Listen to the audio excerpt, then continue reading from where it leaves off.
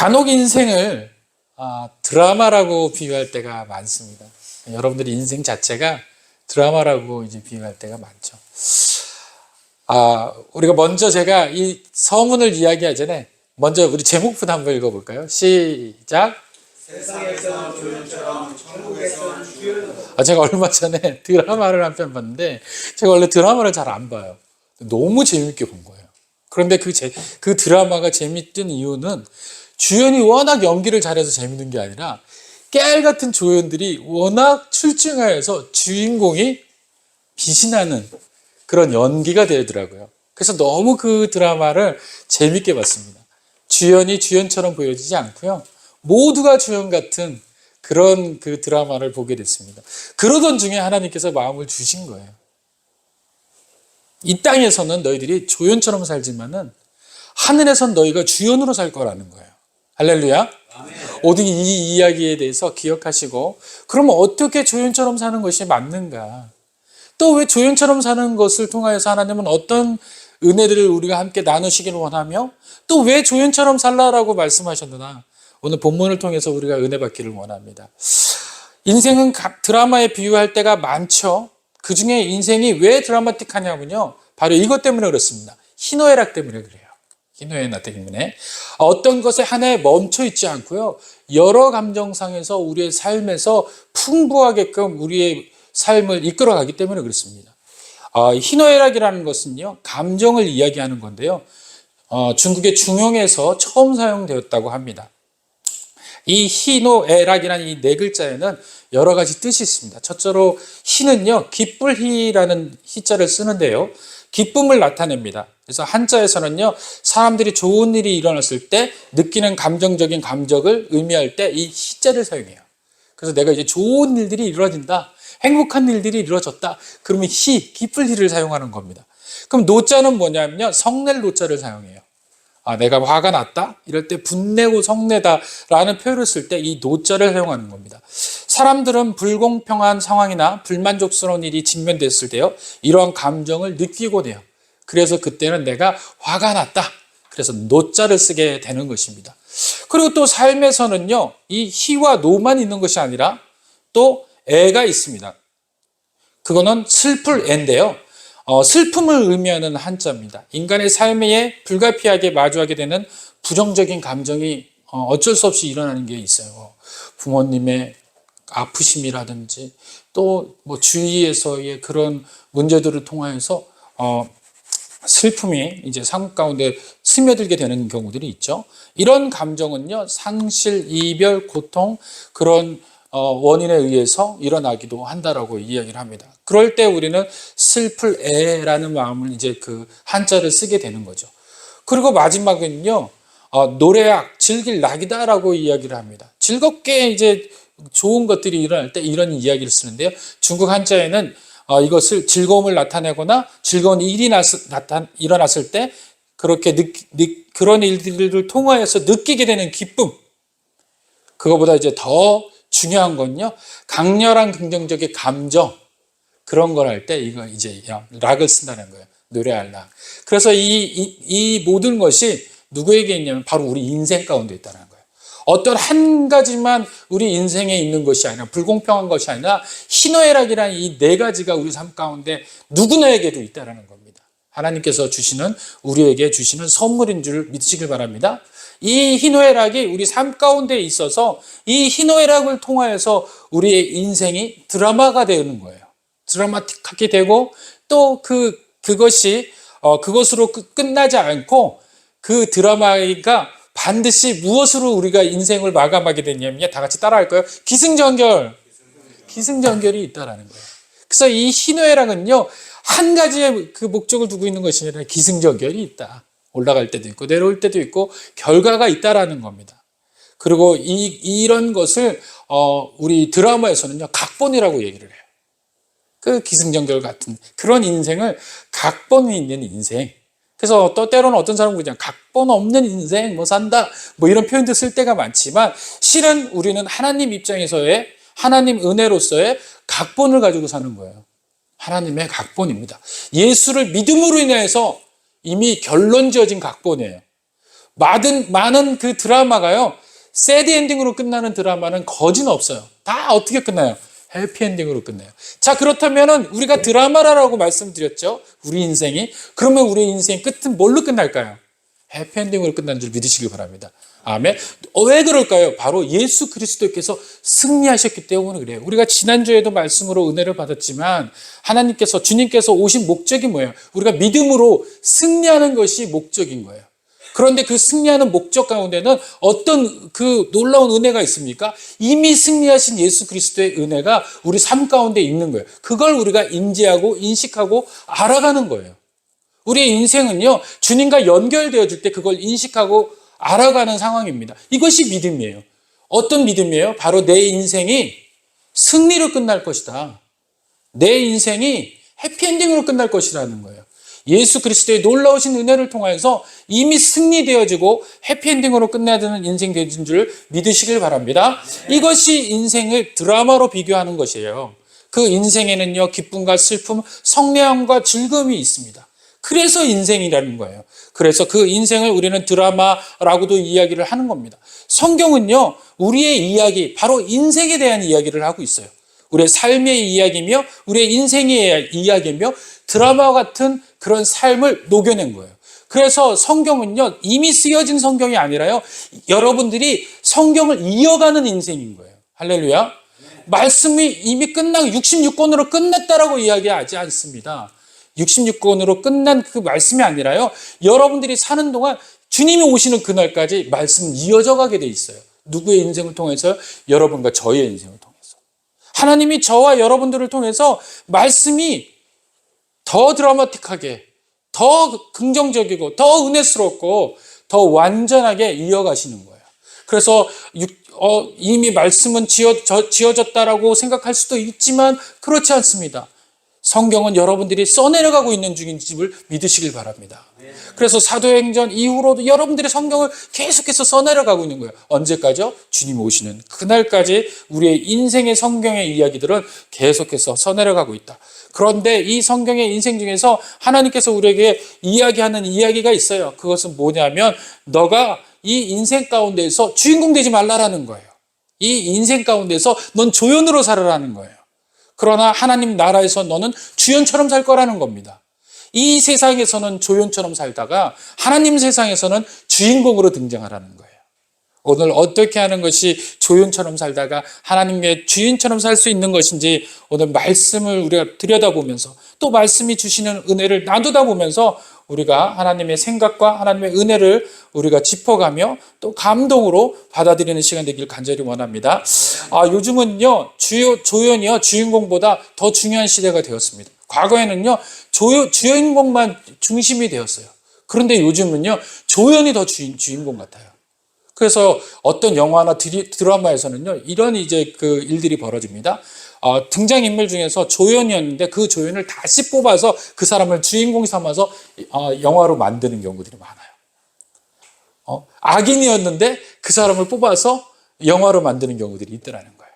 그런 사람이 조연이었지만 뭐가 되는 거예요? 주인공이 되어버리는 거예요. 그 세계에서 주인공이 되어버린다는 겁니다. 그처럼 굉장히 조연이 중요한 시대가 되었습니다. 오늘 제가 이야기하려고 하는 그것은요, 그렇기 때문에 조연이 중요하니까 여러분들 조연의 삶을 감당하세요 라고 이야기하려고 하는 것이 아닙니다. 그보다 더 은혜스러운 일들이 있기에 조연의 인생에도 여러분들의 은혜가 있고 희망이 있다라고 이야기를 드리는 거예요. 기꺼이 그 이야기들을 이어나가셔도 된다라고 말씀을 드리려고 하는 겁니다. 하나님께서는요, 누구에게 조연을 맡기냐면요, 연기를 잘하는 사람에게 조연을 맡기는 거예요. 여러분들 연기나 드라마를 보시면요, 진짜 주인공보다 누가 더 잘하게 보여요? 조연들이 잘하게 보여요. 아무나 조연을 맡기지 않습니다. 정말 베테랑인 사람이 조연을 맡게 되는 거예요. 그리고 그 조연의 인생이 끝나게 되면 그 사람이 나중엔 주연 같은 인생으로 바뀌게 되는 겁니다. 그래서 조연 생활을 얼만큼 많이 했느냐로 인하여서 주인공의 생활에서 그 사람이 얼만큼 오래 그 많은 연기를 통해서 사람들에게 사랑받을 수 있는지가 결론 지어지는 경우들이 많습니다. 득달같이 주연만 담당했던 사람은요, 그 생명력이 짧는 경우들이 많이 보여져요. 그러나 조연을 담당했다가요, 나중에 주인공이 돼서 또 이제 그 드라마나 영화에서 등장하는 사람 보면요, 너무도 많은 시간 동안 주인공처럼 살아가는 그런 경우들을 보십니다. 이처럼 조연이라는 삶이 굉장히 중요한 시대가 되었던 것 같아요. 성경에선 성도가 인생에서 세상이 바라보는 관점에서 빛나진 않지만 가치를 알아주며 내면의 중심으로 아시는 하나님 앞에서 늘 빛나는 주연으로 살라고 말씀하고 계신 거예요. 다시 말하면요, 인생에서 많은 사람들 눈에서는 조연처럼 보여져요. 맨날 그 성도들은 어때요? 희생해야 되잖아요. 섬겨야 되고, 나눠야 되고, 져줘야 되고, 참아야 되고, 막 이러잖아요. 내 속 안에서는 막 부글부글 끓는데도 불구하고 누구 때문에 참게 되는 겁니까? 하나님 때문에. 할렐루야. 왜 그렇습니까? 하나님이 내 인생을 주목하고 계시기 때문에 그래요. 하나님이 나를 바라보시기 때문에 그렇습니다. 인생은요, 바로 하나님 때문에 사는 인생이 되어야 되는 거예요. 하나님이 보시겠다라는 것은요, 하나님께서 모든 일들에서 관여하고 계시고 또 그것으로 인해서 상 주시는 이신다라는 것을 명확히 우리들에게 선포하시는 거예요. 살아계심을 말씀하는 거예요. 그래서 우리는요, 하나님 보시는 앞에서 조연처럼 사는 거예요. 세상 사람 보는 앞에서 조연처럼 사는 것이 아니라 하나님 보는 앞에서 조연처럼 살아야 된다. 그 이야기를 먼저 말씀드리려고 하는 것입니다. 우리 말씀으로 돌아가 볼까요?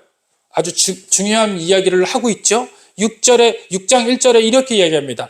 자녀들아, 주 안에서 너희 부모에게 순종하라. 이것이 옳으니라.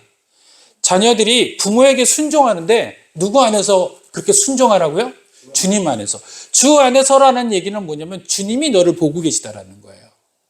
주님이 너를 주목하고 있다는 거예요. 그러면 자녀들이 부모님 앞에서 어떤 삶을 살아야 돼요? 조연 같은 삶을 살아야 돼요. 부모님이 주인공이 되셔야 되는 거예요. 부모님을 높여드려야 되는 거예요. 부모님 앞에 헌신해야 되는 거예요. 부모님 앞에 져드려야 되는 거예요. 부모님을 가장 높여드려야 되는 삶을 살아야 된다. 이것이 성경에서 순종이다라고 이야기를 하고 있어요. 우리가 조연처럼 사는 것이 바로 순종의 삶이다. 누가 보고 계시기 때문에? 주님이 보고 계시기 때문에.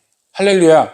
오늘 우리가 주님 안에서 주님이 보시는 그 은혜를 통해서 주님이 보신다라는 그 인지함을 통해서 부모님에게 최선을 다해서 조연 같은 인생을 사시길 바랍니다. 가족의 부모님이 주연이 되셔야 돼요. 우리 인생은 희생시켜서 부모님이 기쁘시게 되는 그런 일들을 살아야 됩니다. 그것이 6장 1절에 뭐라고 옳다라고 얘기한 거예요. 옳다. 하나님께서 그것이 옳으니다라고 이야기를 하신 것입니다. 그것이 하나님의 옳다라는 뜻은 무엇을 이야기합니까? 하나님이 기쁘시다라는 뜻과 같이 연결되어 있어요. 옳다라는 것은 하나님을 가장 기쁘시게 하는 이야기 메시지인 겁니다. 그렇다면 왜 하나님께서 주 안에서 부모에게 순종하라라는 메시지를 먼저 주셨을까요? 부모에게 순종하는 그 모습이 결과적으로 누구에게 순종할 수 있는 밑거름이라고 말씀한 것과 같습니까? 하나님을 순종하는 것과 같다라는 거예요. 내가 그것으로 보겠다라는 거예요. 나한테 순종하고 안 하고 이것에 대한 것을 무엇을 통해서 순종을 보겠다라는 거예요? 네가 부모에게 순종하느냐 안 하느냐 그 모습을 통해서 내가 너로 인하여서 경배받는지 기쁨으로 네가 예배 가운데 나오는지를 가늠하겠다는 거예요.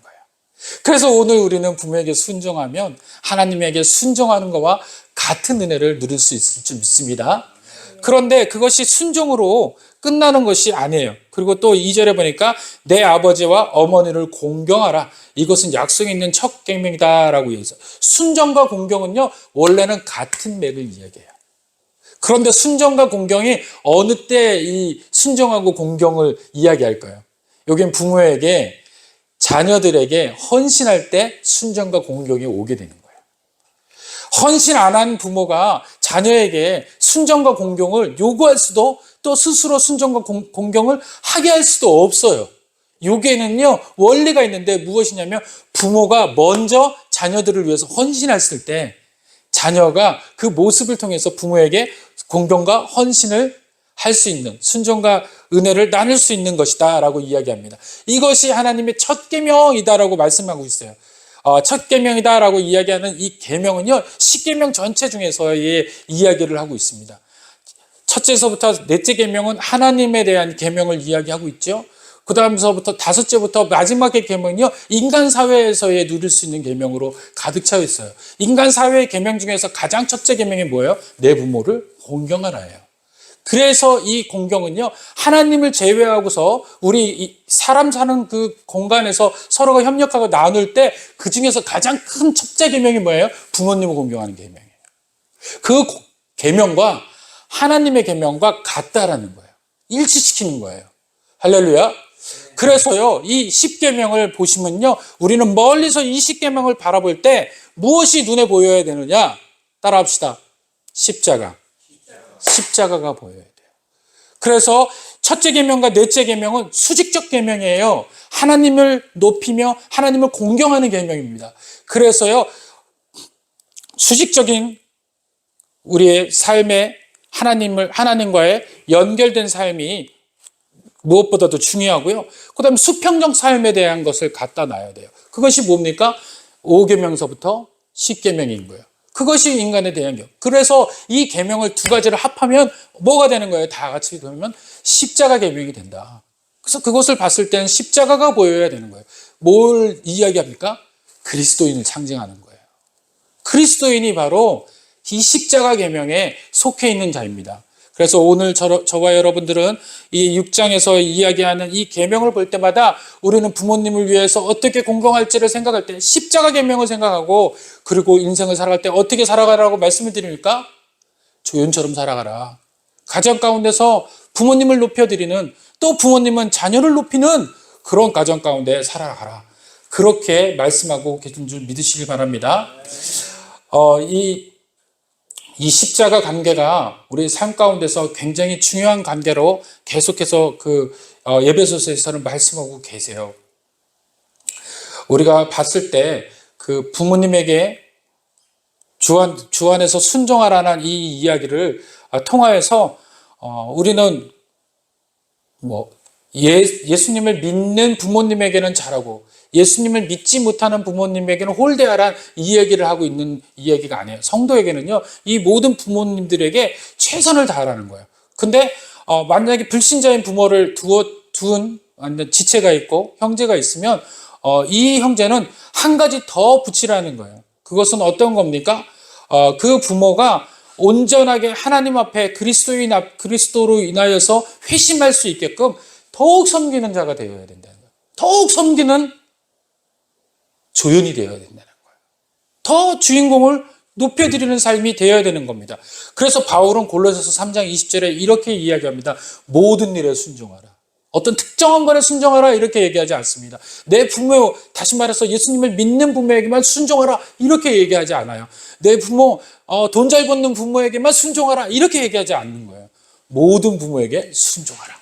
할렐루야. 그래서 골로새서 3장 20절에 모든 일에 순종하라 결론을 내리고 있습니다. 오늘 여러분과 제가 모든 일에 순종하는 저희 약속 이름교회 성도 되시기를 간절히 축원드립니다. 이것이 주 안에서 기쁘게 하는 것이다. 바울은 결론을 맺고 있어요. 모든 것을 순종할 때 주님 안에서 기뻐하는 것이다. 주님이 기뻐하는 것이다. 라는 것이 오늘의 이 말씀의 결론입니다. 그리고 두 번째 이야기하는 것이 이렇게 얘기했어요. 4절에 우리 다 같이 한번 읽을까요? 시작.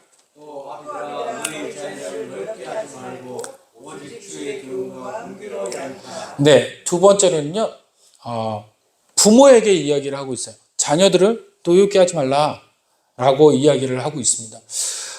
이 노엽게 말라라는 것은 제가 여러분들과 함께 좀 나눌 필요가 있을 것 같아요. 2023년 5월 6일 매년 한 번씩 리서치를 해요. 뭐냐면요, 우리 아이들이 얼만큼 행복 지수가 높은가. 이 전 세계적으로 이거를 한다고 해요. 아마 어린이날 때문에 하는 것 같아요. 우리나라도 매년 하는데 2023년 작년도 5월 6일 초록우산 어린이재단에서 2023년 아동 행복지수 조사를 했습니다.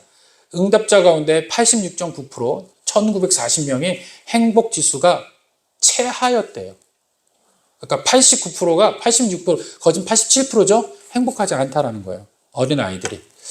2023년 행복지수 조사는요, 그해 11월 21일부터 전년도죠. 그리고 그해 11월 29일까지 초등학교 5학년부터 고등학교 2학년까지 2231명을 대상으로 진행을 했습니다. 2020년 작년도 아동 행복지수는요, 4점 만점에 1.66점으로 집계됐대요. 2021년에는 1.68점이었대요. 2022년에는 1.70점이래요. 약간 올라갔지만 그래도 행복하지 못하다라고 이야기를 합니다. 이유는요, 수면이 부족하거나 공부 시간이 과다한 아동 및 청소년 비율이 3년 동안 증가하게 됐대요. 더 증가하게 된 거예요. 아마 코로나의 영향도 있었을 것 같아요. 2021년보다 수면 시간이 부족하고 부족한 아동과 청소년이요 10.4%였대요.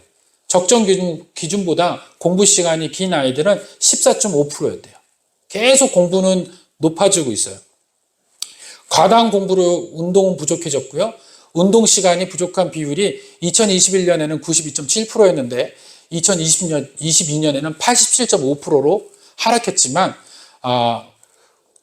다시 2023년에는 90.1%로 늘게 됐대요. 충동적 생각을 하는 아이들도 늘고 있답니다. 충동적으로 극단적 선택을 생각한 적이 있는 응답률이요. 2021년은 4.4%였는데요. 2022년에는 7.7%, 2023년 작년에는 10.2% 점점 증가하고 있어요. 그러니까 아이들이 자살을 생각을 한다는 거예요. 다른 일을 생각한다는 거예요. 그리고 초록 우산 어린이 재단에 따르면 행복지수가 낮은 아이들은 늦은 수면, 집콕, 저녁 혼밥, 온라인 여가 활동 등의 특징을 보였대요. 초록 우산 어린이 재단 측에서요, 아동 수면과 휴식권을 보장하고 아이들이 밤늦게까지 공부하지 않고 가족과 저녁 식사를 하도록 노력해야 한다라고 권고해주고 있대요. 이 아이들이 이래서 이제 그런 일들이 벌어졌다는 겁니다. 성경에서는요, 이미 6,000년 전에 이 이야기를 얘기하고 계세요. 적게는 2,000년 전에 이 이야기를 말씀하고 계신 거예요. 그래서 뭐라고 이야기합니까?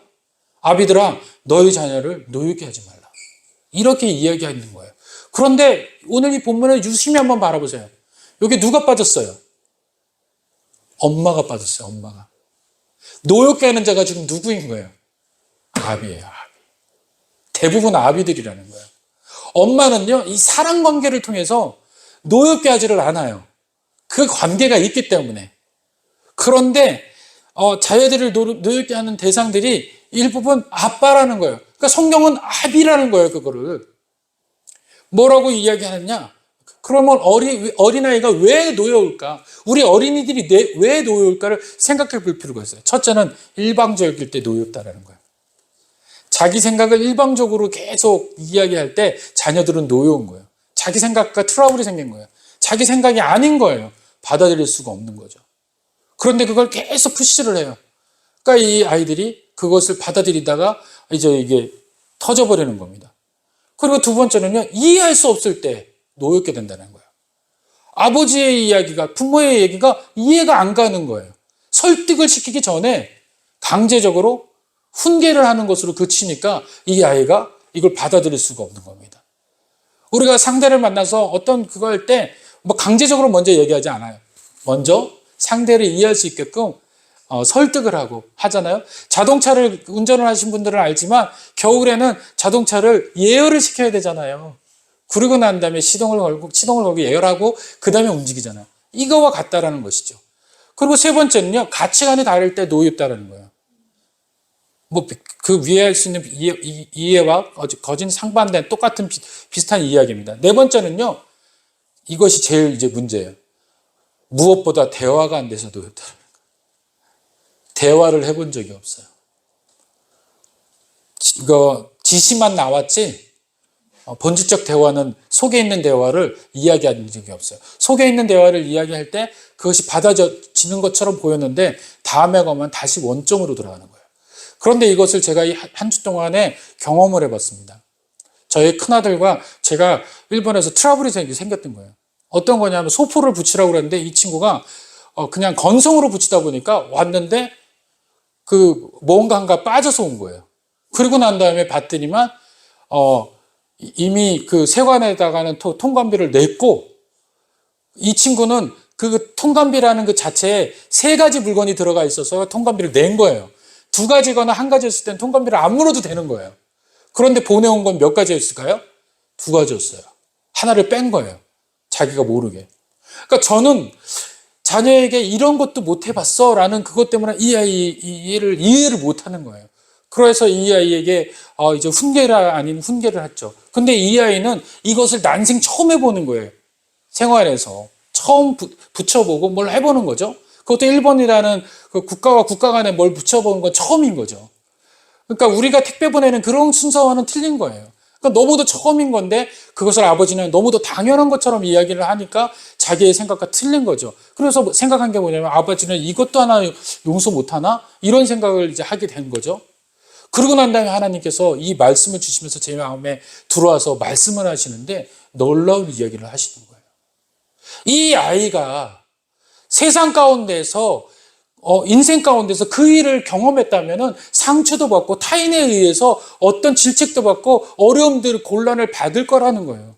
그때 받으면 이 아이는 아마 정말 어려운 삶을 살 수도 있고 해결할 수 없는 그런 그 상태일 수도 있다는 거예요. 그 순간에.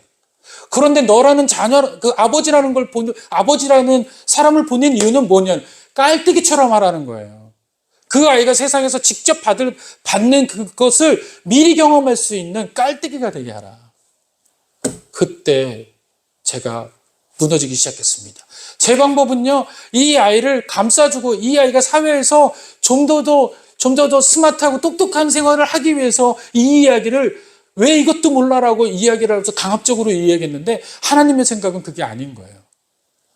세상에서 그렇게 질책받을 수 있는 그 순간이 너로 인해서 감해지게 하라는 거예요.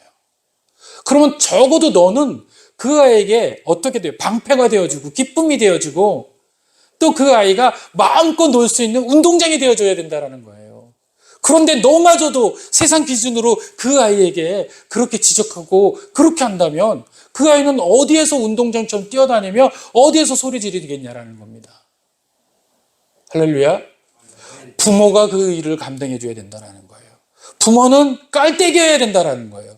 그 깔때기가 지금 하나님 뭐라고 얘기한 거예요? 조연이 되라는 거예요.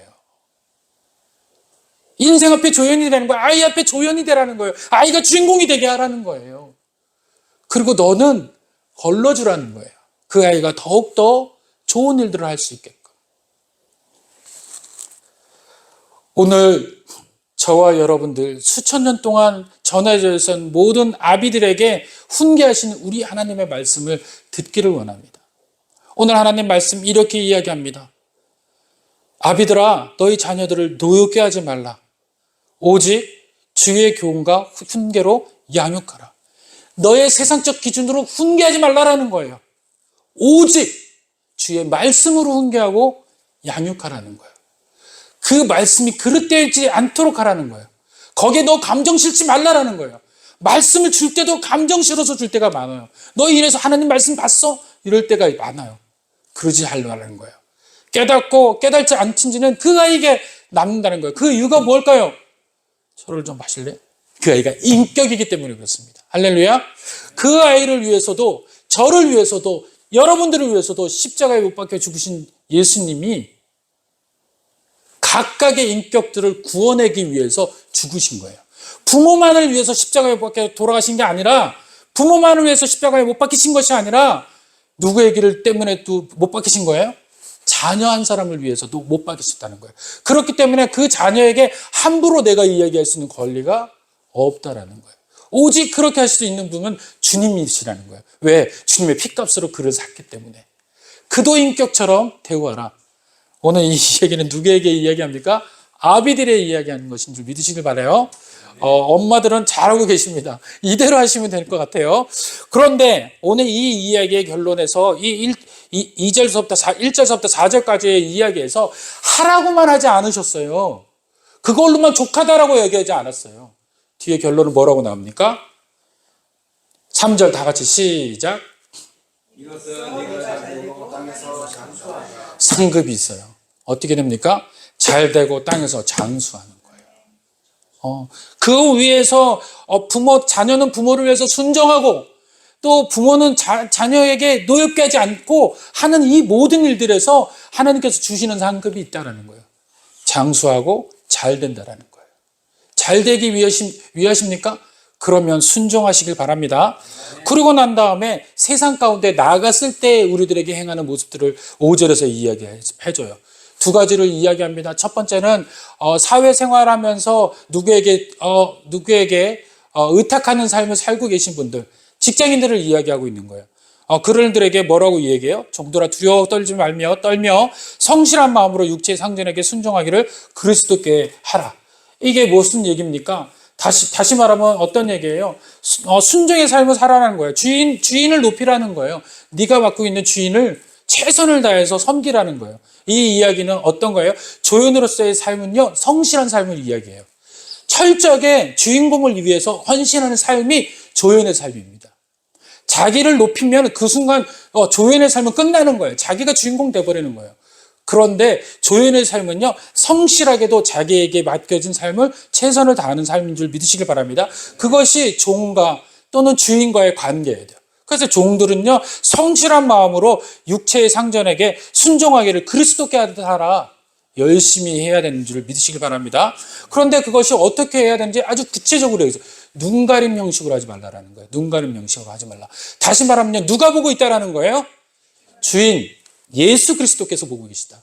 하나님이 보고 계시다. 우리의 인생의 주인들이 또 인생의 그 오너들이 보고 있는 것을 이야기하는 게 아니에요.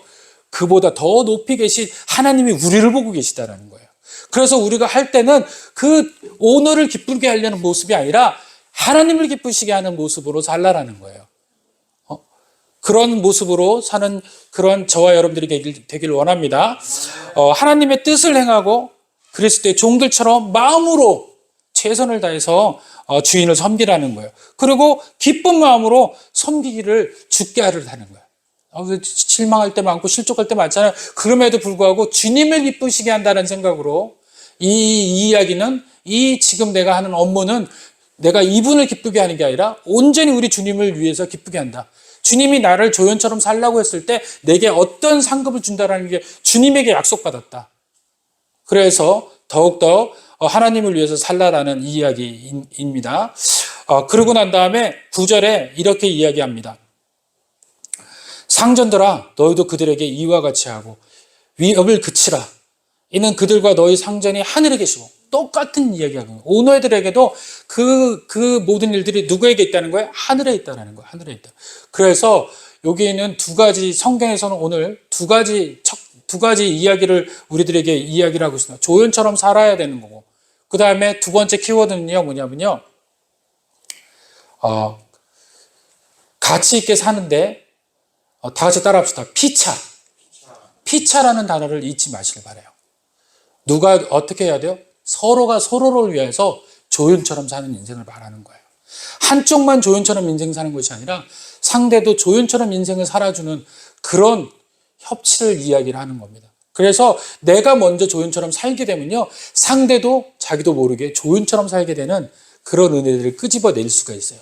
이것을 하나님께서는 뭐라고 하냐면 피차라는 단어를 쓰고 계시다라는 거예요.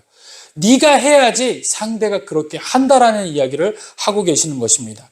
오늘 말씀을 마칩니다. 오늘 우리 말씀 가운데서요 예배소서에서 주는 이야기는요 사실은 가정에 대한 이야기들을 해주고 있습니다. 여러분들 눈치채실지 모르지만 여기 빠진 게 있었어요. 뭐냐면 부부 관계에 대한 게 빠져 있어요. 그 부분은요 5장에 나와 있어요. 5장 22절부터 33절에 보면요 5장에는 부부 관계를 뭐라고 얘기해요? 복종하는 관계다. 이렇게 이야기했습니다. 아내요 남편에게 복종하라. 이것이 나쁜 말 같지만요 실제적으로 질서를 이야기하는 거예요. 남편을 최선을 위하여서 그러고서 남편에게 최대한 은혜로 다가서라는 거예요. 그리고 남편은 아내에게 뭐라고 이야기합니까? 사랑하라. 사랑하라. 부부관계에서는요 이 복종과 사랑이라는 이 열매가 가장 중요한 열매인 줄 믿으시길 바라요. 그리고 여러분들 오늘 이 본문의 이야기는요 이제 여러분들에게 그 이야기를 할 텐데요 제일 먼저 중요한 게 뭐냐면 부모의 관계라는 거예요. 자, 부부가 어떻게 돼요? 부모를 떠나서 한 아내와 한 남편이 만나서 부부관계가 되는 걸 이야기하고 있습니다. 이 부부관계가요, 자연적으로 자기 스스로가 부부관계가 되는 것이 아니에요. 어디서 출발점이 있는 거예요? 부모로부터 출발점이 있다는 거예요. 부모로부터 출발을 해서 부부가 되고, 또 부부가 또 누가 몰라요. 자녀를 낳고, 또 이 자녀가 뭐가 됩니까? 부모가 되는 거. 이 원리가 계속해서 반복되는 원리예요. 그래서 이 가정은요, 사실은 천국의 모형이며 교회의 확장입니다. 할렐루야. 그래서 여러분들이 왜 오늘 이 이야기를 여러분들 안에서 조연처럼 살라라고 이야기합니까? 가정에서부터 조연처럼 살았던 그 모습이 교회로 확장이 되고, 교회에서 조연처럼 살게 되면 그게 어떻게 돼요? 지역 사회에 확장이 되고, 지역 사회에서 조연처럼 살게 되는 그 모습이 국가로 전이가 되고, 국가가 전이가 되면요, 인류가 되는 거예요. 그래서 가장 작은 단위인 가정에서부터 조연 같은 삶을 살 때 큰 삶이 될 줄 믿으시길 바랍니다. 그래서 하나님 마지막 주실 때 그것을 뭐라고 이야기하시는지 한번 볼까요? 우리가 3절에서는 이미 봤죠? 하나님께서 6장 3절에는 이렇게 주십니다.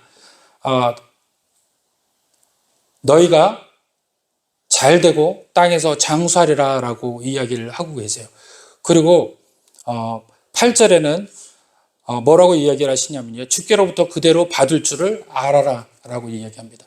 우리가 하는 행동들에 대한 거, 우리가 하는 모든 모습 속에는요, 그냥 그것으로 끝나지 않습니다. 반드시 거기에 대한 보상과 결과가 이어져요. 그것은 주님께서 우리들에게 주시기로 약속하셨습니다. 그래서 우리는 조연처럼 사는 인생 가운데서 늘 이 약속을 기억하고 살아야 돼요. 어떤 거예요? 첫 번째는요, 땅에서 장수하고 너희가 잘 될 것이라는 거예요. 조연처럼 살다 보면. 그리고 또 뭐라고 이야기합니까? 그대로 받을 것이라는 거예요. 네가 한 만큼 그대로 받을 것이다. 할렐루야. 그리고 난 다음에 말씀을 마지막으로 이렇게 맞추고 있습니다. 너희 상전이 하늘에 계시고 그에게는 사람을 외모로 취하는 일이 없는 줄 너희가 알미라.